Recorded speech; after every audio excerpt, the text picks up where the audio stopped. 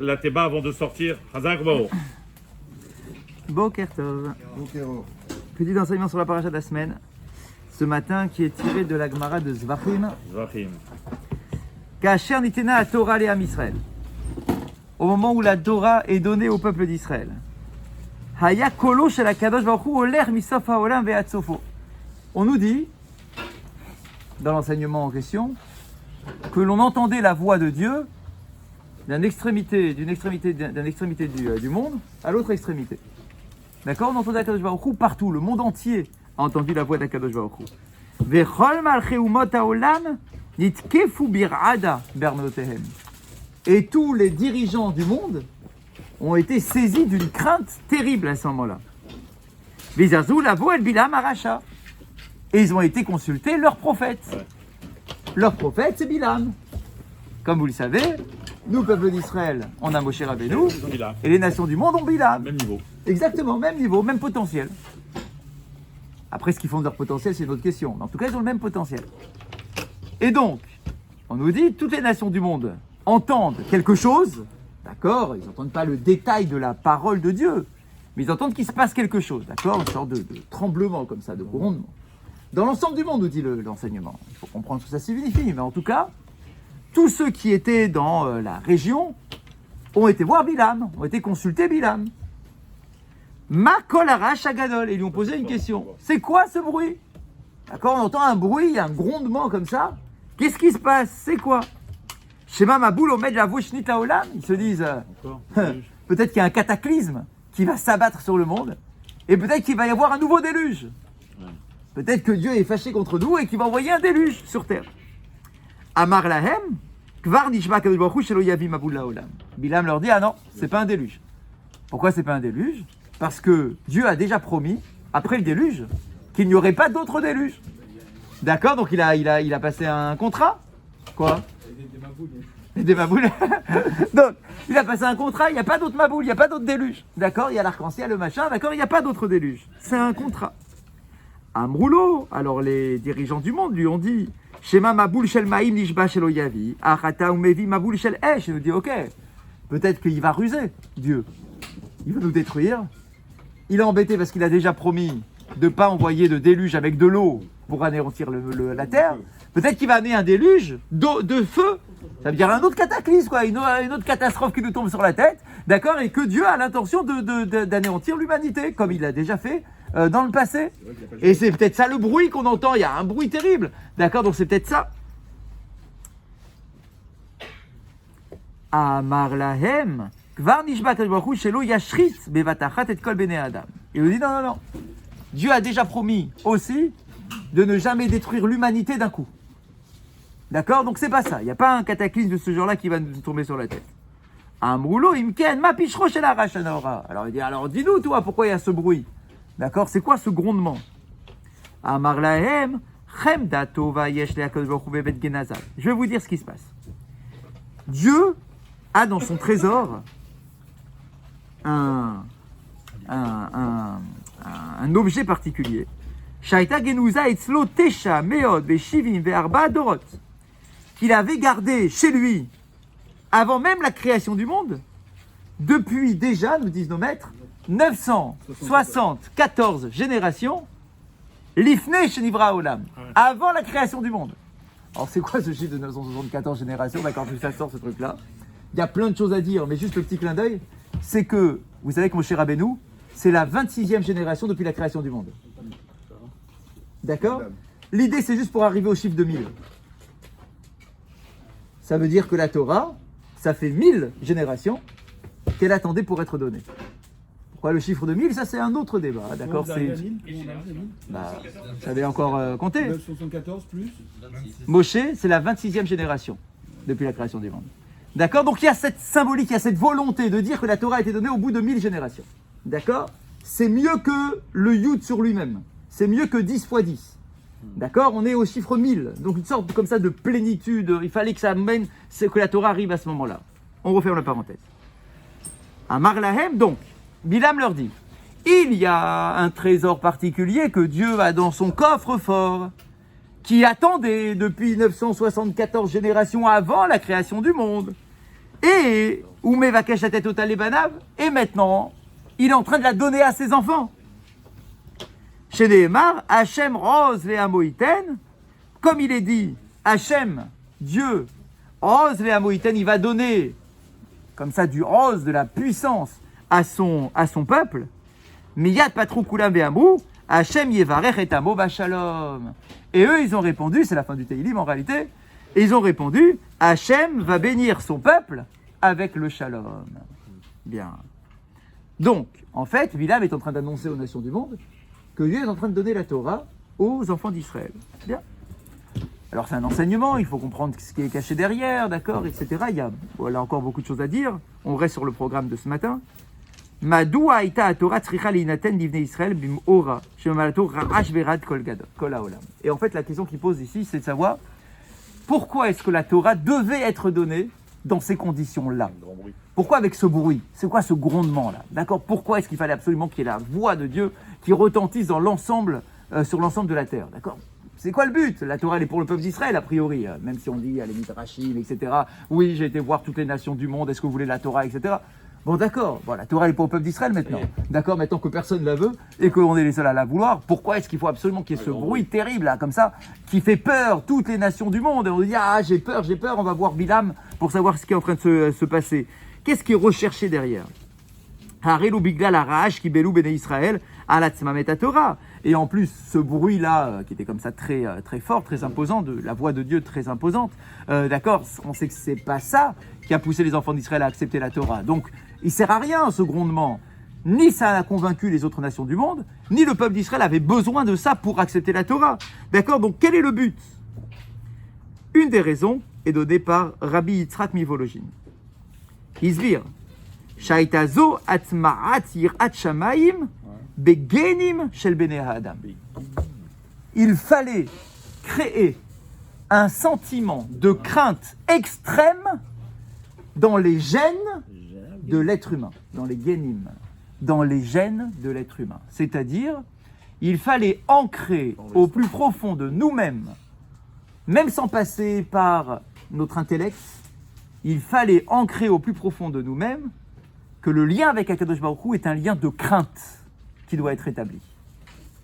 Quand Dieu se révèle à l'humanité, c'est avec un bruit de tonnerre, de peur, qui a fait peur à l'ensemble de l'humanité. Il fallait inscrire ça au plus profond du peuple d'Israël. Ton lien avec Hachem, c'est pas un lien qu'on doit prendre à la légère. C'est pas un truc sympathique, c'est bien, c'est marrant, c'est pas du tout. Le moment où Akadosh Baruch Hu se révèle, c'est Yir'a Varash. C'est un grondement, un bruit de la crainte. Ce qu'on appelle la Yir'at Shamayim, la crainte du ciel. C'est pas, vous avez bien compris ici, hein, c'est pas une crainte de si tu respectes pas ma parole, je vais te donner une claque, je vais te donner une gifle, je vais te donner un coup sur la tête. C'est pas du tout ça, là. Là, ici, on est tout simplement dans le révèlement premier. Ce révèlement-là, il doit créer en toi un sentiment de crainte, de révérence. Pas de je crains parce que j'ai peur. T'as peur de rien, là, à ce moment-là. Mais une crainte de révérence. Je prends conscience que Dieu est tout et qu'il s'impose à moi. Ça, c'est de la crainte. Mais la crainte pure, la belle crainte, pas la crainte d'un enfant qui a peur de recevoir une gifle. D'accord? La belle crainte. Et il fallait que ça soit ancré au plus profond de nous-mêmes. Et nos maîtres nous disent qu'il y a dans les traits de caractère de l'être humain, terhunot mutbarot ou trunot nirkashot. Il y a ce qui est inné en nous et ce qui est acquis. On en parle, les philosophes en parlent, etc. Déjà dans la Torah aussi, on parle de cette notion-là. Il y a des choses innées, des choses acquises. Ce qui est inné, c'est qui ne passe pas effectivement par ton sechel, c'est inscrit en toi. Comme les midot. Pardon? Comme les midot. Les midot. Alors, comme certaines midot. Comme certaines midot, effectivement, un jour on en avait parlé. Il y a des traits de caractère qui sont dans ta nature. C'est inné. Et il y a des choses que tu vas acquérir tout au long de ta vie. Nos maîtres nous donnent un exemple. Tu prends un animal, il va de manière naturelle, instinctive, il va avoir certaines réactions dans certaines situations. face à un prédateur, il va avoir certains réflexes. Personne ne lui a appris à avoir ces réflexes-là. Mais naturellement, instinctivement, il sait que cet animal-là, il ne doit pas s'en approcher. D'accord, etc., etc. Qu'il est à côté d'un ravin, il sait que il sent quelque chose qui peut pas qui va pas se mettre trop proche pour tomber, etc. C'est inné en lui. Et il y a d'autres choses que cet animal va apprendre. C'est-à-dire, ce petit chaton ou ce petit chien va savoir qu'en passant devant la maison d'un tel, il va toujours recevoir un petit bol de lait ou bien un petit morceau de viande. Il va l'apprendre. Et donc, du coup, lui, comme il sait que ce monsieur-là, que cette famille-là est sympathique avec lui, tac, il va toujours faire un petit détour par là parce qu'il sait que là, il sera bien accueilli. Chose qu'un autre animal de la même espèce que lui ne fera pas parce que lui, il n'a pas eu cette expérience. Donc, il y a des choses dont on fait l'acquisition par l'expérience de vie. Et il y a des choses qui sont innées, qui sont inscrites en nous. Et la Torah nous dit que ce qui est inné n'est pas nécessairement négatif. C'est pas parce que c'est inscrit en toi que c'est primitif et qu'il faut s'en débarrasser. Il y a des fois des choses qui sont instinctives, mais qui sont positives, qui sont bonnes, dont tu dois pas te débarrasser. D'accord ? Dont tu ne dois pas te dire « Ah non, je ne vais pas laisser cette nature-là prendre le dessus ». Il y a des fois des choses qui sont nécessaires, qui sont bonnes.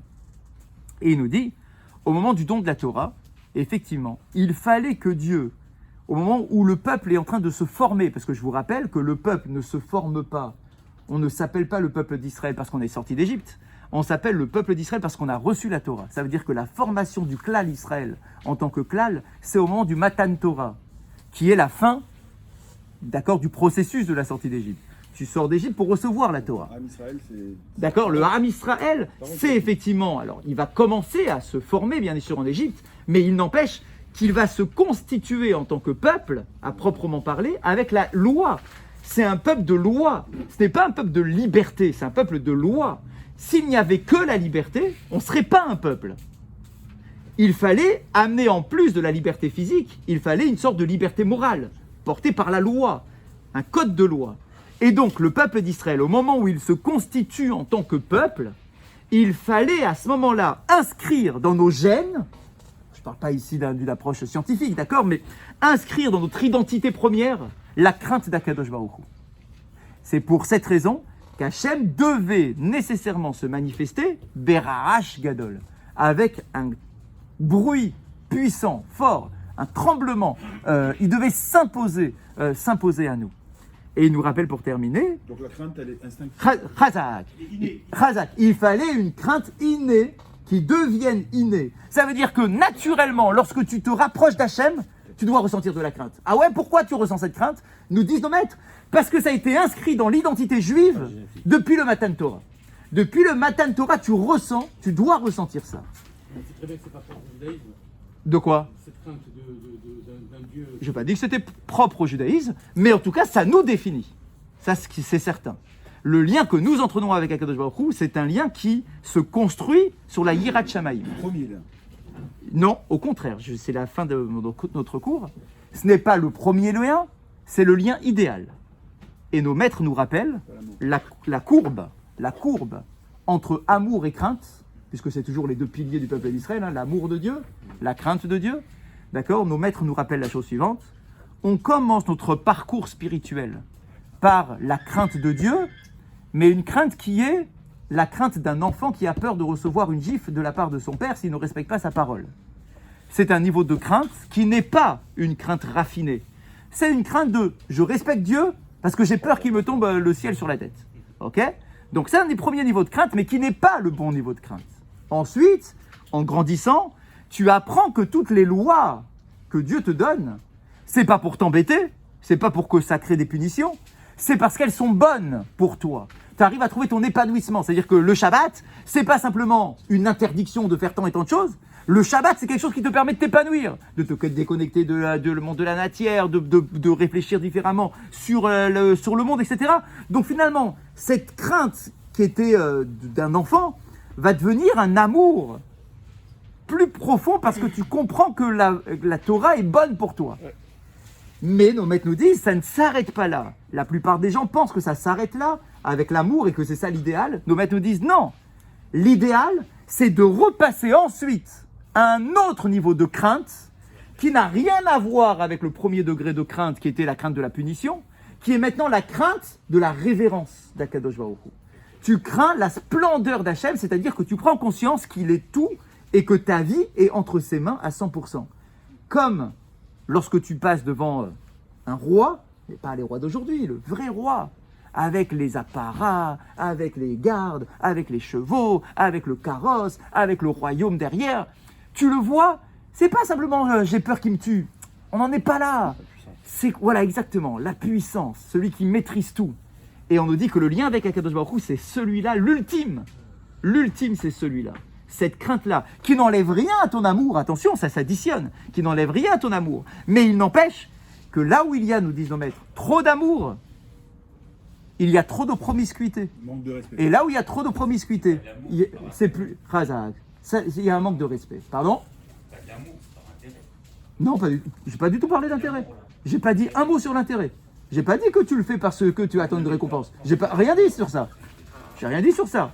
Mais lorsqu'il y a trop d'amour, entre deux personnes, on risque de faire tomber les barrières. Alors qu'il n'y a jamais trop de respect. D'accord ?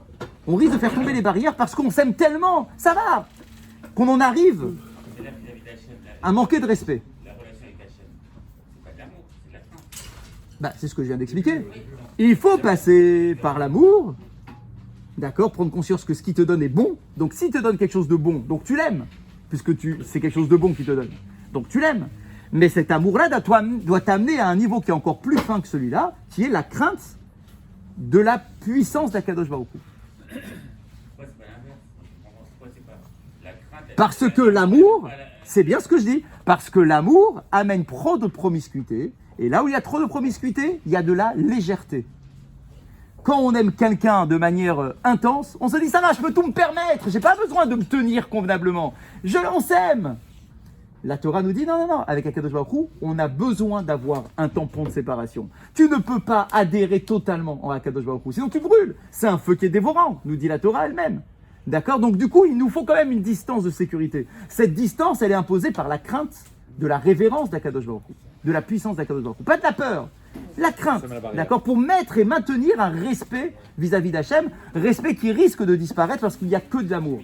Que de l'amour, on le sait dans un couple, c'est destructeur. C'est destructeur. Il faut nécessairement un peu de distance, de crainte, de respect, d'accord, qui permet effectivement de maintenir l'honneur et le kavod que je dois à l'autre, sans me permettre d'aller trop loin dans le lien en l'écrasant ou en manquant effectivement de respect. C'est tout un sujet, c'est très intéressant. Parce que la teshuva par amour, elle est supérieure à la teshuva par crainte. Ça dépend de quelle crainte tu parles. C'est pas la crainte. Ça dépend de La quelle dernière. crainte tu parles. C'est pas vrai. C'est pas vrai. Quand tu fais tes chouvas parce que tu as peur d'une punition, Non, c'est pas ça. si c'est ça. Vu ce qu'on vient d'expliquer, c'est comme ça que vous devez maintenant comprendre. Mais lui, il a un autre âme. D'accord ? C'est comme ça que vous devez comprendre. Cet amour ensuite que tu fais par tes chouvas d'amour, d'accord, cet échouva que tu fais par amour, va ensuite t'amener à arriver enfin à cette véritable crainte de la splendeur d'Akadosh Baruch Hu. C'est pour ça que je pense que vous ne parliez pas de la même crainte au départ. C'est pour ça. Même C'est pour- pas la parler- même crainte. même C'est pour- pas la même. c'est ça. D'accord, donc j'ai bien dit. J'ai bien dit, il y a deux craintes. Et l'amour T'amènes à une nouvelle crainte qui est encore plus fine que celle-là. pas une D'accord, crainte de- c'est bien ce qu'on est en train de dire. Le niveau idéal de nos chachamim, c'est la crainte. Ce n'est pas l'amour. L'amour est nécessaire. Ce sont deux piliers. Je ne suis pas en train de dire qu'il n'y a qu'un seul pilier. Je ne suis pas en train de dire qu'il n'y a plus qu'un seul pilier. Il y a les deux On parle piliers. de l'ordre. Premièrement, de Khazak. Mais il y a un ordre, il y a une croissance. Il y a une Crainte croissance spirituelle. Tu as une crainte de la punition. Tu as l'amour et tu as enfin la crainte de la splendeur. D'accord, tous nos maîtres du Moussard nous disent que c'est dans cet ordre-là que qu'on évolue, d'accord, et que cette crainte-là est très positive. C'est pas une crainte qui est négative, d'accord, c'est une crainte qui est positive, qui te construit et qui te permet effectivement de garder. Crainte de respect. Exactement, parce que si t'as pas de crainte, pourquoi tu t'habillerais bien quand tu fais ta tefila?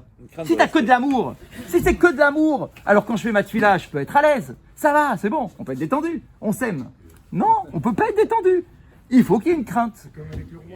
C'est exactement ça. Et donc, ce qu'on apprend ici, c'est que le moment de la révélation de la Torah, il fallait qu'il y ait comme ça cette crainte qui s'impose à nous. La yirat shamaïm, c'est ça, une crainte positive, d'accord, mais la bonne, pas celle de la peur de la crainte punition, de respect. la crainte de waouh, il y a quelque chose qui est en train de se passer.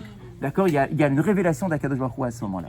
D'accord, et c'est ça effectivement ce plus haut degré de crainte qui nous permet de nous tenir quand on fait quand on est à la choule ou quand on étudie la Torah, etc. Ah oui. S'il n'y a pas de crainte, tu ne peux pas Cette évoluer. crainte-là, c'est pas la crainte de la Bien peur, sûr, la crainte du exactement. respect. Halakha du jour. Toujours sur les halakhot sur la Brit Mila. Il craint rien, j'ai peur de personne. Notre peuple, notre peuple. Halakha du jour. Kadvu Bisfarim Akdoshim. Ouais, c'est pareil, de toute façon, c'est le même. Les maîtres de la Kabbale écrivent chez Bécha, chez Atinok Animal Boché, que lorsque le bébé est en train de pleurer parce qu'on lui fait la Brit Mila, Ratson. de la souffrance de la Brit Mila, Charlie. Yechavenu Hashomri Veitpalelu. Nos maîtres nous disent, quand tu entends le bébé pleurer, tu dois prier, toi qui entends, tu dois prier à ce moment-là. T'as pris.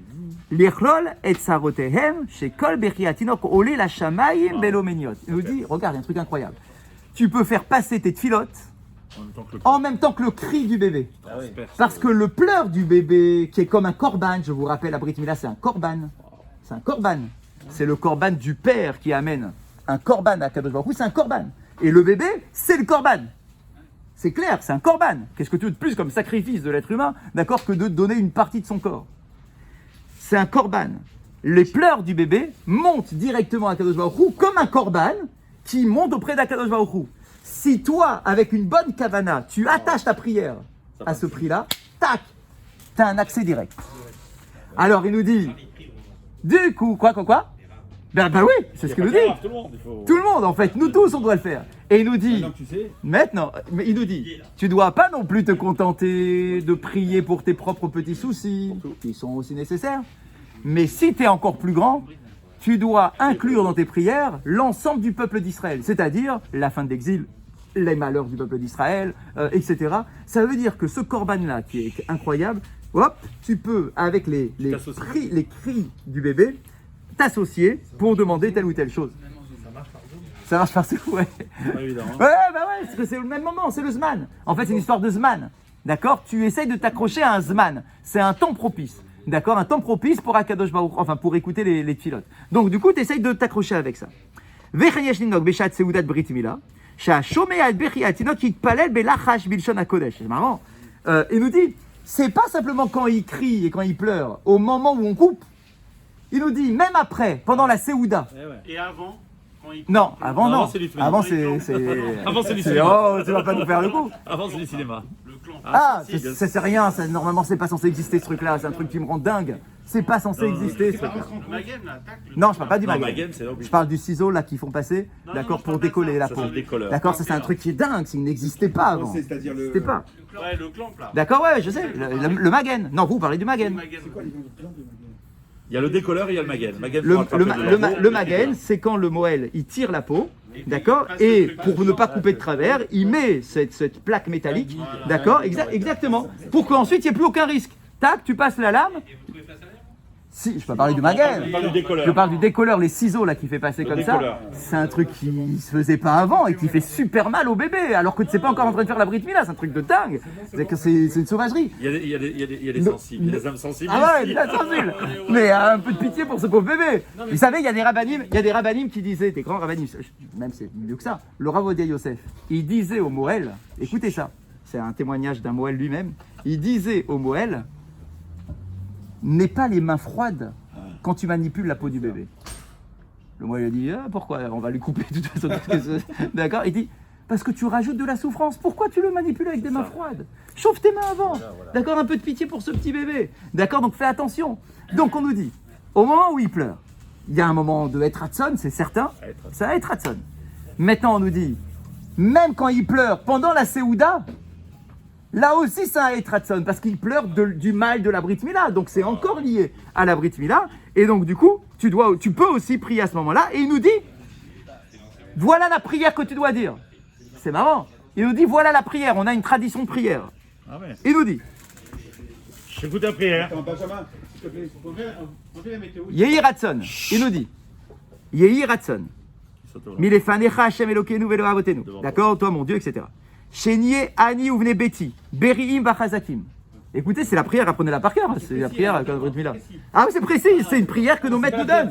Non, il y a une prière que nos maîtres nous donnent. Alors tu peux dire ce que tu veux, mais il y a une prière traditionnelle. Il nous dit, eh ben ouais, il nous dit, que ça soit ta volonté, Dieu et Dieu de mes pères. Chéniye, Ani, Vneveti, que nous soyons, moi et Ma maison. mes enfants, ma maison, ma femme, etc. Beriim Vachazikim, en bonne santé, fort, Beparnassa, dans notre Parnassa, Beatzlacha, dans la réussite de manière générale, ou Beshalom, dans la paix, ou Froltov et tout ce qui est bon. Léovdecha Behemet, mais c'est jamais seul, vous le savez, c'est jamais déconnecté. Quand on demande une bonne Parnassa à Hachem, c'est pas pour kiffer la vie. Quand on demande à Hachem une bonne Parnassa, d'accord, c'est quoi?